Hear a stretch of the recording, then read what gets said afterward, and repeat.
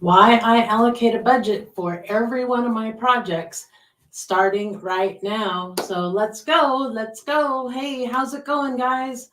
Hey, I wanted to talk to you today about how and why I set a budget for all of my projects. And the reason why I do this is because in the past, I had been just sort of willy nilly, not really tracking my expenses, not really tracking what's going on in my business, except for specific things like if I spent ads, how much return on investment did I get? But then I started to do something a little bit different. And so I want to just talk to you, first of all, about why you want to allocate a budget for your projects, and then why, how I do it and why I do it. Okay. All right. So, hey, good to see you. I'm not sure who it is. Say who you are, or let Facebook, let StreamYard tell me who you are. Good to see you. Good to see you. I'm glad you're here. Okay, so the first reason why you want to set a budget is because it actually gives you some strategic focus, right? So what I mean by that is that we all need to prioritize our work all the time, right? And there's so much to do always, right? So when you prioritize, you want to make sure that you're prioritizing the most important things first. And so if you are working on a project and you've allocated a budget, the more time that goes by without you launching that project, let's say, the more out of control your budget can get, right? And so that's why we want to be looking at a budget and then allocating a timeline as well with that budget, right? Because the three pillars for good project management is good quality, on time, and on budget, right? So we want to make sure that we're doing that. So you want to make sure that you're focusing on the right things that you need to do. So when we go back to the minimum viable product, that's where this comes in, right? Because you want to be able to make sure you get the most important things out there on that project so you can stay within your timeline and stay within your budget, and then use continuous improvement to make improvements on that later on down the road. Because here's the deal, a project is never over until that particular thing is retired, particularly with products like courses, your offers, things like that.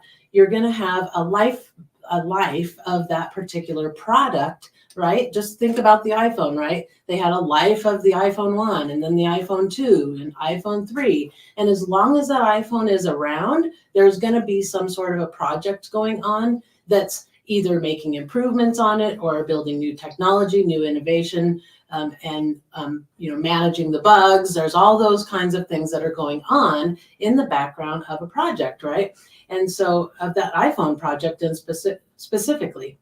Okay, so the next one is, if you are going to hire a team to do a project, resource optimization is really critical here, right? Because you want to allocate how much time that you're going to need from each one of the people in their expertise. So let's think about if you are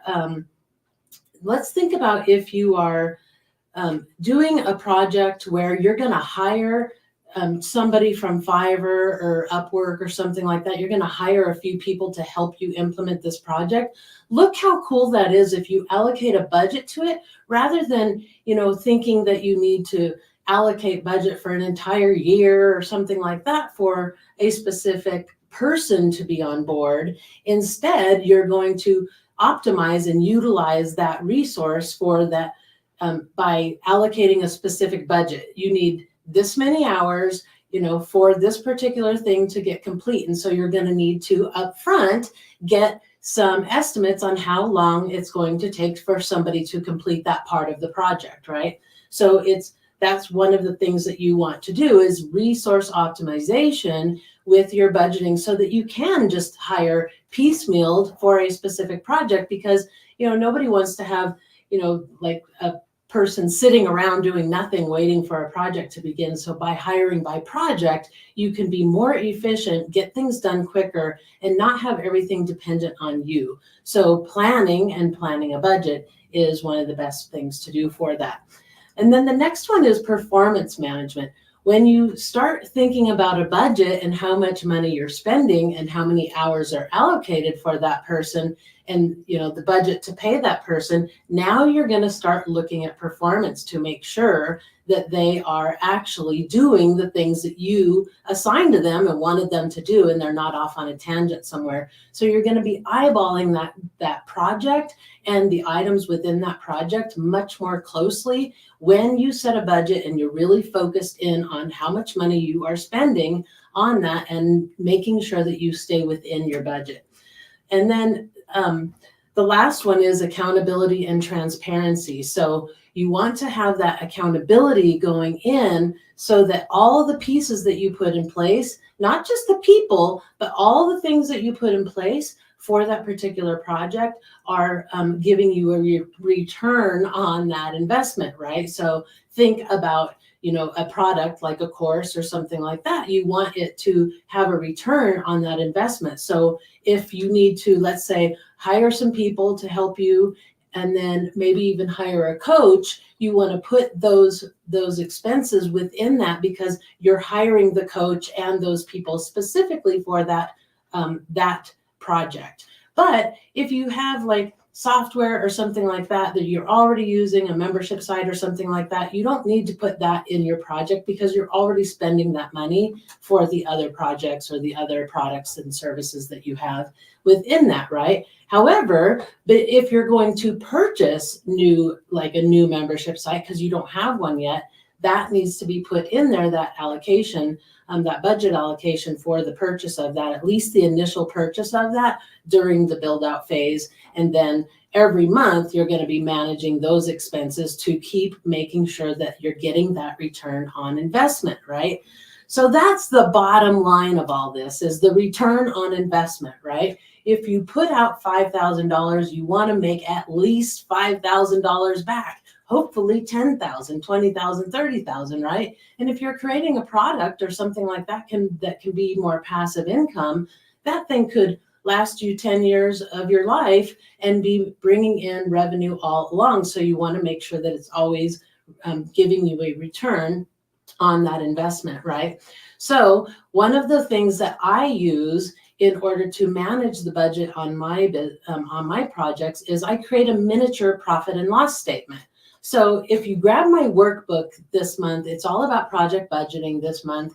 And I have in there the profit and loss statement and how it's kind of determined. So you can look at it. It's basically your total revenue minus your cost of goods sold and minus your overhead expenses. And then you can figure out like the percentage of the return and everything from that. So I explain that in that book, but you can use that for your overall business and you can use it for your projects too. So you have that little mini P&L for your business that shows you how that particular project and product that is the result of that project is performing. So you can keep optimizing it, right? So that's the way that you want to start, really simplified way of managing the budget. Sorry. Managing the budget of your projects is just by using a basic P&L statement. Now, if you're a coach, you're probably not going to have things like cost of goods sold, because cost of goods sold is like a widget. Like you make a widget for $50 and you sell it for $100, then that's what the cost of goods are, right? Is 50% of that is the cost of goods sold. But the overhead is where we start having the expenses, right? In software and in hiring people to help us implement things, and in hiring a coach or whatever it is that you need to do in order to get that project off the ground. And don't be afraid, to hire a coach that's very specific for the specific things that you're looking for to build in terms of your skill set, or in particular to a project you're trying to complete. Like if you're trying to get really good at running Facebook ads, for your particular launch or whatever, an event that you're going to be doing or whatever, then hiring somebody who's going to help you understand and maximize your Facebook ads is a very legitimate expense for that particular project. And don't shy away from that, because getting that knowledge quickly from a coach is so much more efficient than trying to learn it the hard way and just, watching videos or doing the hunting or reading a book or going to college, right? So it's much faster to learn from the people who are already doing it. All right. Okay. So if you have any questions, then I would love it if you put them in the comments here. And also, if you're watching this live, please put hashtag live in the comments. And if you are watching the replay, please put hashtag replay in the comments. So I know that you showed up, because it gets lonely when nobody says anything. So, all right. So make sure you grab my new workbook. You can find all my workbooks at thescrumshop.com/workbooks. And it is the very first one on there about project budgeting. So you can learn a little bit more about how to manage a budget, and what kinds of things you need to be thinking about when you create your budget for a particular project. And then you can start seeing a real ROI that gives you some serious measurements, so you can start that continuous improvement process afterwards, and then optimize that project to make